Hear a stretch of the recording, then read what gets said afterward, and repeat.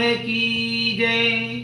बोल कार्तिक महात्म की जय। बोल शालिग्राम महाराज की जय। आइए कथा श्रवण का आगे का अध्याय श्रवण करते हैं। कार्तिक महात्म का कल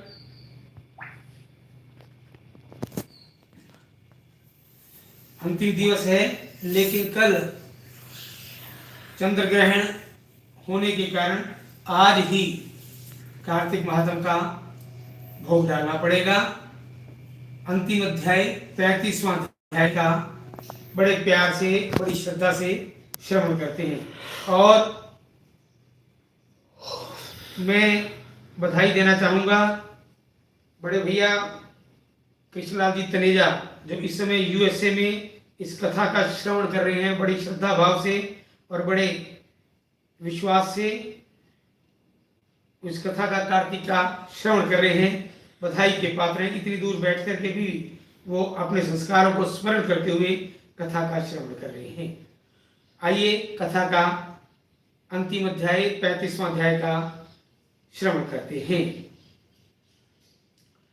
शौनक जी कहते हैं, विष्णु जी के प्रिय, कार्तिक मास का प्रभाव ऐसा है कि स्वामी के साथ जो लोग वैर भाव करते हैं, इस तरह के अनेक पाप जिससे दूर होते हैं। दूसरे का दिया पुण्य मिलता है, बिना दिया पुण्य मिलता है या नहीं? सूत जी कहते हैं कि बिना दिए भी पुण्य पाप मनुष्य से प्राप्त होता है। सतयुग में देश वाले लोगों का पुण्य पाप मिलता था, त्रेता में ग्राम को, द्वापर में कुल को, कलयुग में केवल करने वाले को पाप पुण्य मिलता है। परंतु एक जगह मैथुन कर्म करने से, एक पात्र में भोजन करने से मनुष्य को पुण्य पाप का आधा फल प्राप्त होता है। एक जगह भोजन करने से चतुर्थ अंश पुण्य प्राप्त होता है। दर्शन, श्रवण, मन में ध्यान करने से पुण्य पाप के सब अंशों में प्राप्त होता है। दूसरे की निंदा करने से पाप मिलता है, पुण्य जाता है। पुण्य पाप करने वालों की जो स्त्री शिष्य सेवा करता है, इनको सेवानुरूप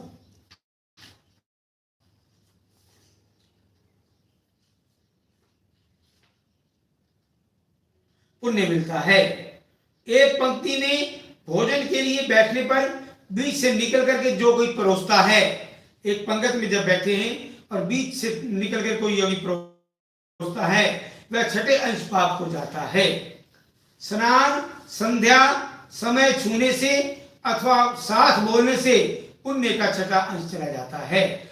स्नान के समय नहीं बोलना चाहिए और संध्या के समय किसी का स्पर्श नहीं करना चाहिए। वेश धर्म से, दूसरे का द्रव्य लेने से द्रव्य लेने वाले को फल होता है। चोरी से, दूसरे का द्रव्य लेकर पुण्य कर्म करने वाले को पाप मिलता है और द्रव्य वाले को फल मिलता है। बिना ऋण दिए मरने वाले का पुण्य धन के अनुसार धन ही पाता है। उपदेश और मदद देने वाला पुण्य पाप का छठा अंश पाता है। प्रजाओं का छठा अंश राजा पाता है। शिष्य, गुरु, स्त्री से पति, पिता से पुत्र भी छठा अंश पाता है। पति के चित्त के अनुसार धर्म कर्म करने वाली स्त्री पति का आधा पुण्य पाती है, इसलिए स्त्री को अर्धांगिनी कहा गया है। पुत्र, नौकर छोड़ दूसरे के हाथ से दान कराने से करने वाला पुण्य का छठा अंश पाता है। इस प्रकार बिना दिए पुण्य पाप भी मिलता है। जिसकी बाबत अत्यंत पुण्य बुद्धि देने वाला इतिहास सुनो। पूर्व समय में पहले भी कई बार जिक्र आया है, उज्जैनी का आधुनिक नाम उज्जैन है और जो कर्क रेखा है, भूमध्य रेखा भूमि के मध्य भाग में से गुजरती है। कर्क रेखा 23.5 अंश ऊपर से गुजरती है और मकर रेखा भूमध्य रेखा की 23.5 अंश नीचे से गुजरती है। तो कर्क रेखा है भारत के बिल्कुल मध्य में से गुजरती है और उज्जैनी को टच करती हुई निकलती है। पहले उज्जैन से ही भारत का समय जीएसटी जिसे जीएमटी जो बोलते हैं, वो उज्जैन से ही मानक लिया जाता था, अब प्रयागराज से लिया जाता है। तो उज्जैनी का आधुनिक नाम उज्जैन है, जहाँ 12 ज्योतिर्लिंगों में से एक महाकालेश्वर ज्योतिर्लिंग अत्यंत प्रसिद्ध ज्योतिर्लिंग स्थित है।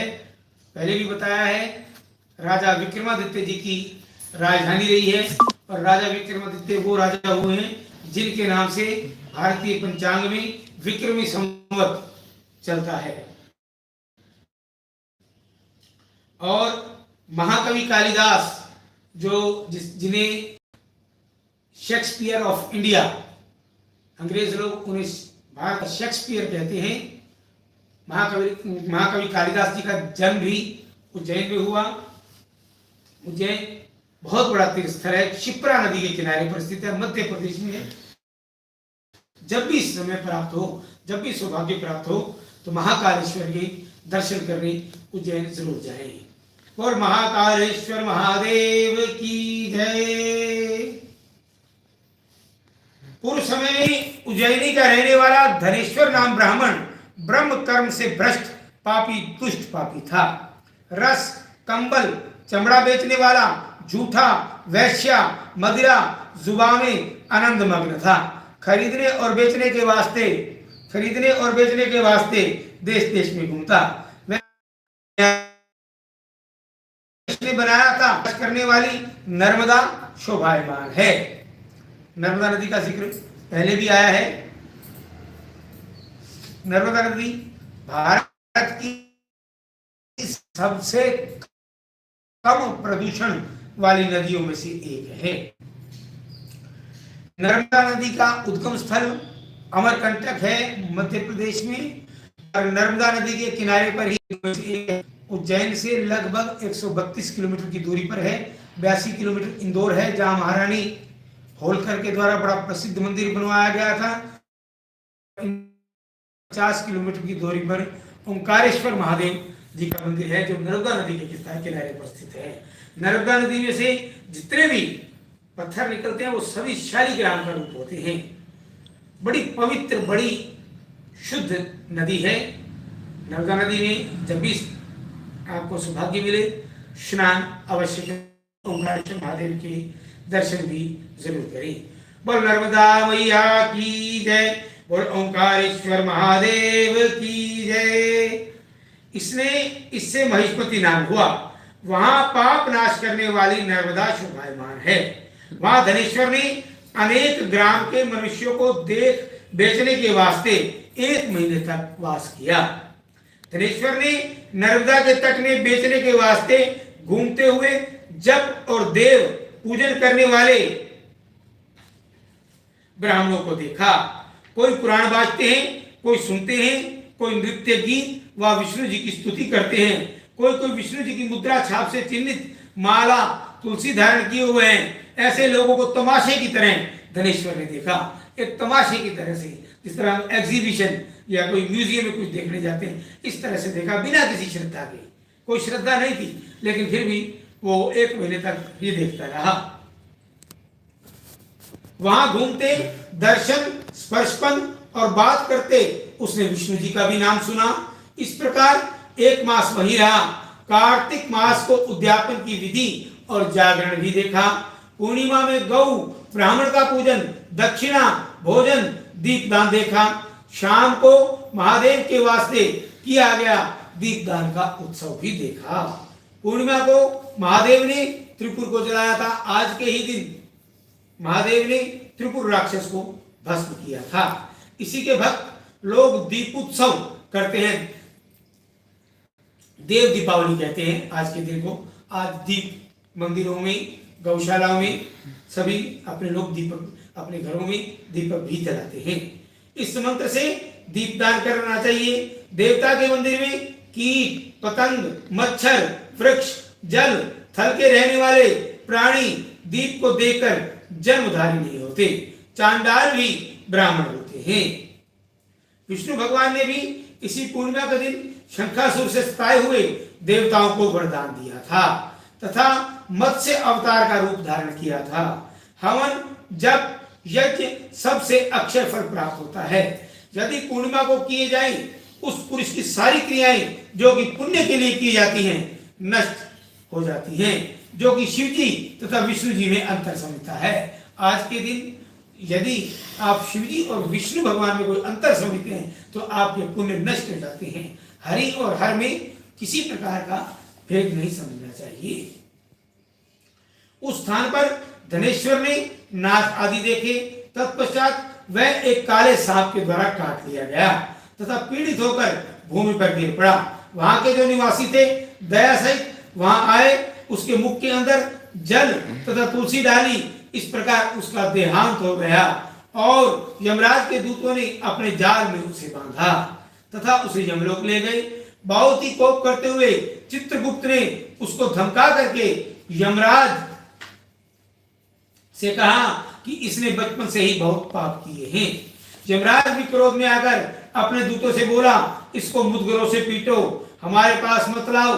बल्कि शीघ्र ही शीतल हो गई थी। यमराज के दूत उस सारे दृश्य को देखकर बहुत हैरान हुए तथा सारा वृतांत यमराज से कह सुनाया। इस विस्मय की बात को सुनकर यमराज भी विचारमग्न हुआ। नारद मुनि जी भी उस समय आ पधारे। नारद मुनि जी जिनको यमराज द्वारा पूजा गया था, यमराज से कहने लगे कि हे यमराज, इस योग्य धनेश्वर नहीं का नर का भोग करे। यह धनेश्वर इस योग्य नहीं कि नरक का भोग करे। इसने अपने जीवन के अंत में पुण्य किया है जो नरक से मुक्ति दिलाने वाला है। यदि पुरुष किसी पुण्य कर्म करने वाले पुरुष को देख ले, उसे स्पर्श पा जाए अथवा वार्तालाप करे तो उसके पुण्य के छठे भाग को लेने वाला अधिकारी हो जाता है। यह भी इस कारण से पुण्यवान है क्योंकि इसने कार्तिक मास का व्रत करने वाले बहुत से पुरुषों का सत्संग किया। इसने अनेक पुरुषों का सत्संग किया, अनेक पुरुषों को देखा, अनेक पुरुषों को स्पर्श किया, इसलिए उन सभी का इसने पुण्य का छठा भाग ले लिया। इनकी सेवा करने वाला यह संपूर्ण व्रत को प्राप्त होता है। इससे जो पुण्य प्राप्त होता है उसकी संख्या नहीं की जा सकती।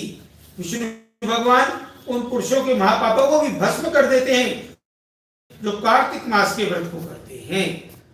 अंतिम समय में विष्णु भगवान के भक्तों ने नर्मदा के जल सहित तुलसी को इसके मुख में डाला तथा विष्णु जी का नाम लिया। इसलिए यह इस योग्य नहीं कि समीचीन गति को प्राप्त हो गए।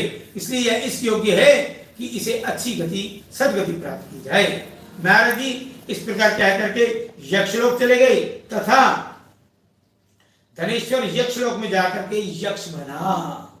बोल विष्णु भगवान की जय, बोल कार्तिक महात्म की जय। कुबेर का अनुयायी वह धन यक्ष प्रसिद्ध हुआ। उसके नाम से अयोध्या के अंदर भगवान गदाधर ने तीर्थ किया था। जिस पर विष्णु जी की कृपा होती है उसे नरक नहीं मिलता। जैसे आर्द्र और शुष्क पापों से मनुष्य नरक को प्राप्त होता है, वैसे ही पुण्य कर्मों से स्वर्ग प्राप्त होता है। कामना रहित जो पाप है वह सूखा और कामना वाला पाप गीला हो कहलाता है। कार्तिक मास का व्रत ऐश्वर्य को देने वाला तथा मोक्ष को प्रदान करता है। इस व्रत को देखने मात्र से बहुत से जन्मों में के एकत्रित पापों का विनाश होता है। यह सब कार्तिक का प्रभाव है। इति श्री पद्म पुराण अंतर्गत कार्तिक महात्म परकृत पुण्य पाप रहित पंचत्रिंशत् अध्याय अर्थात 35वां अध्याय समाप्त। बोल कार्तिक महात्म की जय। आइए दीपदान महात्म का श्रवण करते हैं कि आज के दिन जो दीपदान करना है हमने वो किस तरह से करना चाहिए, उसके बारे में। जो कोठरियों का चौथा दीपदान का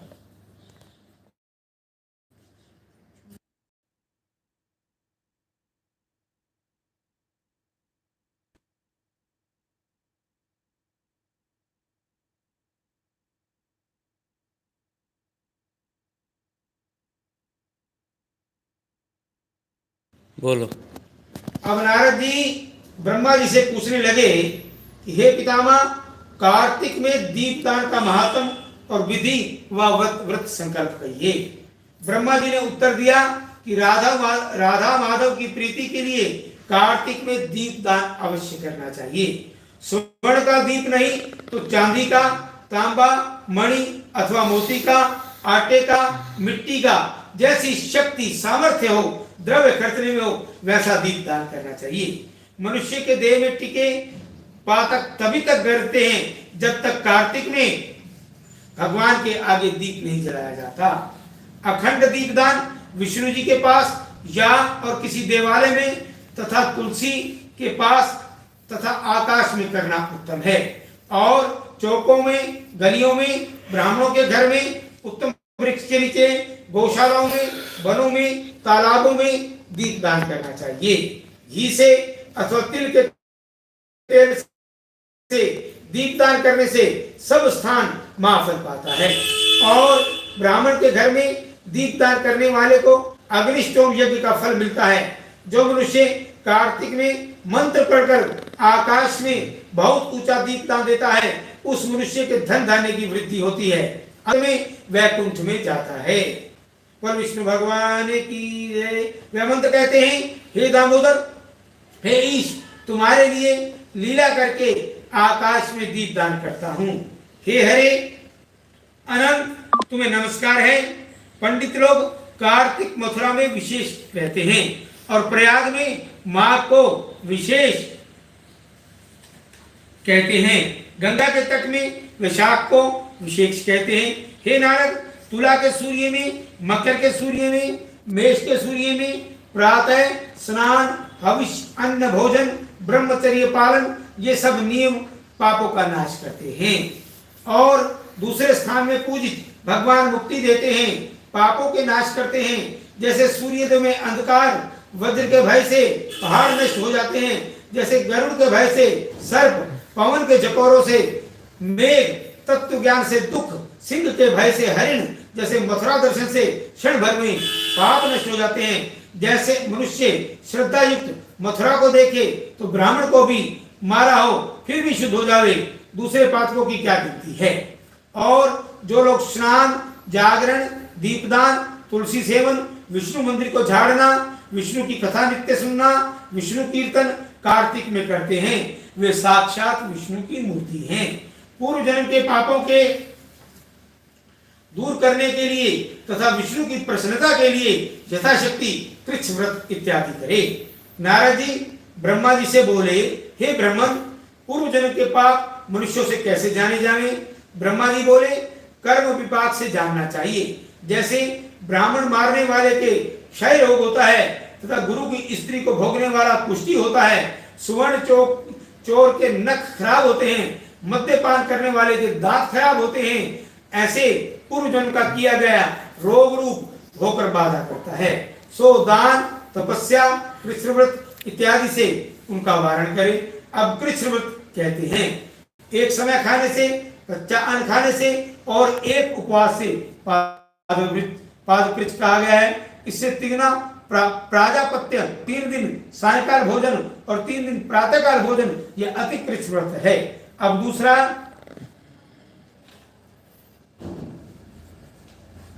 अति कृच्छ कहते हैं। सायकाल में 22 ग्रास, प्रातःकाल में 26 नहीं तो 24 ग्रास प्राप्त करे और 3 अन्न वर्जित होते हैं, ऐसा यह अति कृच्छ होता है। दूसरे भी सुनो, 1 ग्रास 3 दिन हर रोज खावे, फिर 3 दिन उपवास करना, ऐसा ही अति कृच्छ होता है। और सायकाल में 1 और प्रातःकाल में 1 ग्रास और 2 दिन बिना मांगा हुआ और 2 दिन भोजन नहीं करना, इसको कृच्छार्ध कहते हैं। और 21 दिन दूध अथवा पानी पीकर रहे, यह कृच्छात्री कृच्छ है। और 12 उपवास करके प्राक व्रत कहा है। 4 दिन कुछ नहीं खाना, फिर सत्तू को भोजन करना, मधु पीना और कपड़ा दक्षिणा दान करना, यह सौम्य कृच्छ व्रत है। इसी प्रकार से 12 दिन करना, यह द्वादश होता है। तुला पुरुष दान भी करना और गाय का घृत, गोबर, दूध, दही, घी तथा कुश का जल पहले दिन खाना, दूसरे दिन उपवास करना, यह कृच्छ शांतपन कहा गया है। और 3 दिन गौमूत्र पीवे, 3 दिन गोबर खाए, फिर 3 दिन दही, फिर 3 दिन दूध, फिर 3 दिन घी जब खावे यह महासंतपन यह सब पाप नाश करता है। ऐसे ही अति शांतपन व्रत चांडाल आदि को भी शुद्ध करता है और गूलर, कमल, बेल, इनके पत्ते व कुश का जल यह सब हर रोज पीने से पूर्ण कृष्ण व्रत होता है। अब देखिए, कुश का जल, बेल का जल, कमल का जल पीने से पूर्ण कृष्ण व्रत होता है। अब ये जल विज्ञान ने भी सिद्ध कर दिया है कि ये जल ऑटोमेटिक आरओ जैसा, आरओ से भी कई गुना ज्यादा शुद्ध हो जाता है। यदि बेल के पत्ते बीच में डाल दिए जाएं अथवा कुश डाल दिया जाए अथवा कमल डाल दिया जाए तो ये जल कई गुना शक्तिशाली और बिल्कुल शुद्ध, प्योर हो जाता है। कितनी बड़ी साइंस है हमारे सनातन धर्म में। बोल विष्णु भगवान की जय। और 3 दिन व्रत करके पूर्व लिखित वस्तु का काढ़ा पीवे तो पूर्ण कृष्ण होता है। और तपाया दूध, घी, जल एक एक कर हर रोज पीवे और एक उपवास इसको तप्त कृष्ण कहते हैं। और जल, दूध, घी, तिल या तपाका 3 दिन पीवे, एक समय स्नान करे, यह भी तप्त कृष्ण होता है। प्रमाण कहते हैं कि पानी 8 तोले, दूध 12 तोले, घी 4 तोले पीना चाहिए। और कार्तिक शुक्ल पक्ष में चतुर्दशी को उपवास करके भगवान का पूजन करें। आज चतुर्दशी है और उपवास करके मनुष्य उस रात्रि में जल में स्थित हो या जल कृष्ण करके पवित्र होकर विष्णु लोक को जाता है। कार्तिक शुक्ल पक्ष में सप्तमी का जल, अष्टमी को दूध, नवमी को दही, दशमी को घी खावे, फिर एकादशी को उपवास करे। ऐसे पैतामह कृष्ण करके दिन में विष्णु जी का पूजन करे तो 3 लोक से पूजित वैकुंठ में प्राप्त होते हैं। कार्तिक शुक्ल पक्ष में षष्ठी से 3 दिन केवल दूध पीवे, फिर नवमी के दिन 3 दिन एकादशी का उपवास करे। ऐसा महेंद्र कृष्ण व्रत कहते हैं। दुर्लभ उत्तम वैकुंठ को जाता है। 3 दिन अन्न खावे और फिर 3 दिन उपवास करे जब तक भीष्म पंचक आवे, वैष्णव कृष्ण व्रत कहलाता है। आज भीष्म पंचक का अंतिम दिवस है। जो मनुष्य प्रतिपदा से लेकर 5 दिन दूध पीकर रहे, फिर 5 दिन खाली दही खा के रहे, एकादशी को उपवास करे और द्वादशी में भगवान का पूजन करे तो यह भास्कर कृष्ण व्रत होता है। इसके करने से मनुष्य श्वेत दीप में रहता है। और शुक्ल पक्ष में प्रतिपदा से लेकर 1 ग्रास बढ़ाना और कृष्ण पक्ष में 1 कम करना, अमावस्या को कुछ नहीं खाना, यह चांद्रायण व्रत से विधि है। अब ग्रास का प्रमाण कहते हैं। 1 ग्रास 2 तोले का होता है अथवा जितना मुंह में अच्छी तरह से आ जावे, ऐसा ग्रास पवित्र व देह शुद्ध करने वाला होता है। कृष्ण पक्ष की आदि में 3-5 ग्रास भोजन करके पक्ष समाप्त करे। जिस किसी तरह से 240 ग्रास 1 महीने में भोजन करे। अब दूसरा चांद्रायण कहते हैं। 8-8 ग्रास दिन के 12 बजे हर रोज खावे, 12 बजे अभिजीत मुहूर्त होता है तो यह अति चांद्रायण होता है। और गौ के 4 स्तनों का दूध 7 दिन पीवे, फिर 7 दिन 3 स्तनों का, फिर 7 दिन 2 स्तनों का, फिर 6 दिन 1 स्तन का दूध पीवे, फिर 3 दिन पवन भक्षण करे। यह सोमायन नाम व्रत सब पापों का नाश करने वाला होता है। और गेहूं की तथा चावल की कांजी और दही, दूध, घी, पानी और पंचगव्य ये सब चीजें कार्तिक शुक्ल पक्ष में नियम से खावे। यह साप्तर्षिक कृष्ण व्रत होता है। इसको करते जो मनुष्य विष्णु जी के पूजन में रत होता है वह वैकुंठ को प्राप्त होता है, जिससे फिर लौटता नहीं। और पलाश, बेल, गूलर इनके पत्तों से काटकर उठाया हुआ दूध पीवे और एकादशी को उपवास करे, द्वादशी को पारण करे। जो कोई मनुष्य कृच्छादि उत्तम व्रत करके पीछे कृच्छार्पण करता है वह वैकुंठ को प्राप्त होता है। जो मनुष्य कार्तिक शुक्ल पक्ष में सप्तमी, अष्टमी, नवमी, दशमी को जल, कमल के नाल के भीतर के डोरा, बेल के पत्ते, कमल इनको खावे, फिर एकादशी को उपवास करे तो यह लक्ष्मी व्रत होता है। इसका कर्ता भगवान का पूजन करके वैष्णवी गति को प्राप्त होता है। प्रातः काल में 4, सायंकाल में 4 ग्रास खावे, ऐसा शिशु चांद्रायण कहा गया है। और कार्तिक शुक्ल पक्ष में विधि पूर्वक चतुर्दशी के दिन ब्रह्म कूर्च व्रत करना चाहिए। गौरी देवी की आराधना करनी चाहिए। अथ ब्रह्म कूर्च विधि, गौमूत्र, गोबर, गोदुग्ध, गोघृत, कुश का पानी, यह सब मिलाकर के पंचगव्य तथा ब्रह्म कूर्च होता है। यह पवित्र और देह शुद्ध करने वाला है। अथ पंचगव्य विधि, गौ का मूत्र, सफेद गौ का मूत्र, पीली गौ का मूत्र, नीली गौ का दही, काली गौ का घी, नहीं तो सब कपिला गौ का, ऐसा नहीं मिले तब कोई भी रंग की गौ का, ऐसी पंचगव्य विधि है। अब माप कहते हैं, गोमूत्र 8 मासे, गोबर 16 मासे, दूध 12 मासे, दही 10 मासे, 8 मासे घी, 4 मासे कुश का जल लेना। अब मंत्र कहते हैं, गायत्री पढ़ करके गौमूत्र लेना, गंध द्वारा यह मंत्र पढ़ के गोबर लेना, ओम पय पृथ्व्याम यह मंत्र पढ़ के दूध लेना, अधिक्रामणो यह मंत्र पढ़ के दही लेना, तेजोवसी शुक्रमसी यह मंत्र पढ़ करके घी लेना, देवस्य त्वाम यह मंत्र पढ़ करके उसका जल लेना। इस तरह से बहुत पवित्र पंच गव्य होता है। बोल गौ माता की जय। इसको शुक के पंख की तरह हरे 7 पत्ता वाले न कटे हुए कुशा से उठा करके अग्नि में विधि पूर्वक श्रुति पढ़ करके हवन करे, वह मंत्र कहते हैं। इरावती इत्यादि इदम विष्णुहम मानस्तो के शवती हम शंभती इंद्राग्नि भवतामिति। इन मंत्रों से हवन करे, हवन से जो बचे सो पान करे, ओंकार पढ़कर मिलावे, फिर ओंकार से पृथ्वी से कुछ फेंक कर ओंकार पढ़कर उठा ले, फिर ओंकार पढ़ करके पान करे। अब पीने के पात्र लिखते हैं, पलाश के द्रोण से अथवा कमल के पत्ता से अथवा सुवर्ण पात्र से अथवा चांदी के पात्र से अथवा ब्रह्म तीर्थ हथ से पान करे। फिर दिन रात्रि उपवास करके पूर्णिमा को विशेष करके कार्तिक स्नान करने वाला पुरुष पंचगव्य पीवे। यह ब्रह्म कूर्च करता मनुष्य कार्तिक शुक्ल पक्ष में आंवले का पूजन करे, वैसे ही पिप्पल का तुलसी का पूजन करे। और पूर्वोक्त वृक्षों के नीचे फल मूलादिक और दही भात गन्ना दक्षिणा यह दान करे। ऐसे आंवले का पूजन आदि का वर्णन हुआ।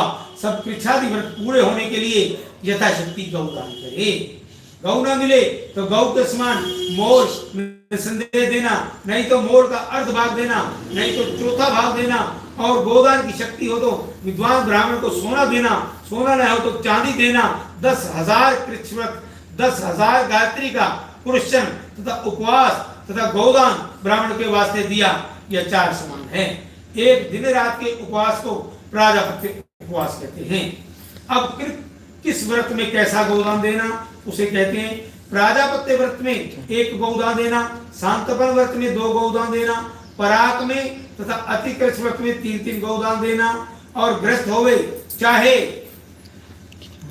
वानप्रस्थ होवे चाहे सन्यासी होवे, सबको यथाशक्ति चांद्रायण व्रत में 8 गोदान देने चाहिए, नहीं तो 3। और कृष्ण व्रत करने वाले लोग सुख पूर्वक वैष्णव परम पद को प्राप्त होते हैं।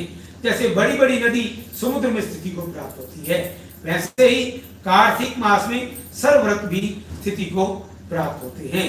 जैसे माता को प्राप्त होके जीव जीते हैं, वैसे ही कार्तिक में व्रत करने वाले लोग जीते हैं। इससे स्त्री हो चाहे पुरुष हो, कार्तिक व्रत की धारणा करनी चाहिए। पुराण अंतर्गत दीपदान महात्म अध्याय संपूर्ण। और कार्तिक महात्म की जय। बोल विष्णु भगवान की जय। बोल शालिग्राम महाराज की जय। आज के इस अध्याय में आपने दान के बारे में, दान की महिमा को बहुत सुना। पूरा कार्तिक का महीना आपने कथा का श्रवण किया। यदि आपने पूरे महीने में किसी प्रकार का दान नहीं कर पाए हैं तो आज अवश्य ही यथा सामर्थ्य दान अवश्य करें। कथा श्रवण का पुण्य आप सभी को अवश्य मिलेगा।